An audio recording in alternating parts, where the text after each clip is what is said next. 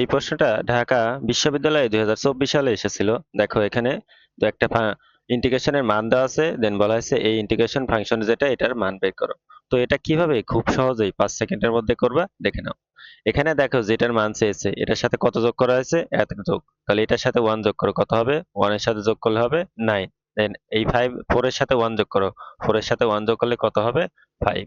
তাহলে এইটা দেখো এখানে যোগ করা হয়েছে, তাই কি করছে এই লিমিটের সঙ্গে যোগ করে, যেটার ফাংশন লিমিটের অর্থাৎ ফাংশনের মান দেওয়া আছে এটার লিমিট গুলো সমান। তো এই ক্ষেত্রে কি করবা, এখানে যে মানটা দেওয়া থাকবে, এখানে কত আছে 8, দেন তারপরে কি করবা এখানে x এর সহগটা দেখবা, এখানে x এর সহগ কত 1, তাহলে এটাকে 1 দ্বারা ভাগ করবা, তাহলে হয়ে যাবে অ্যান্সার। অর্থাৎ অ্যান্সার হবে কত নম্বর?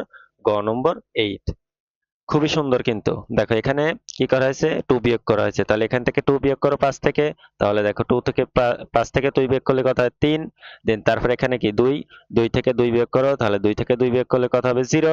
তাহলে কি করবা? এখানে আছে 4, তাহলে 4, x এর সহগ কত আছে? 1, তাহলে 1 দ্বারা ভাগ করো, অ্যান্সার হবে কত? 4। অর্থাৎ অ্যান্সার হবে বি নম্বরটা। দেন তোমাদের জন্য একটা কাজ দেওয়া আছে, দেখো এখানে আছে কত? 5, এখানে কত? 2 যোগ করা হয়েছে। তাহলে 5 এর সাথে 2 যোগ করো 7, দেন 0 এর সাথে 2 যোগ করলে কত হবে? 2। তাহলে সেই ক্ষেত্রে অ্যান্সার হবে কত? তোমরাই বলবা। অ্যান্সার হবে এটার 12 ডিভাইডেড বাই x এর সহগ কত আছে? 1। তাহলে 1 দিয়ে ভাগ করবা, অ্যান্সার হবে 12। অর্থাৎ অ্যান্সার ডি নম্বরটা। তো তোমাদের এটা কিন্তু ঢাকা বিশ্ববিদ্যালয়ে 2024 সালে এসেছিল। অবশ্যই এটা দেখে রাখবা। তোমাদের জন্য যেকোনো বিশ্ববিদ্যালয় পরীক্ষায় এই প্রশ্নটা থাকতে পারে, তোমরা খুব সহজেই উত্তর করতে পারবে।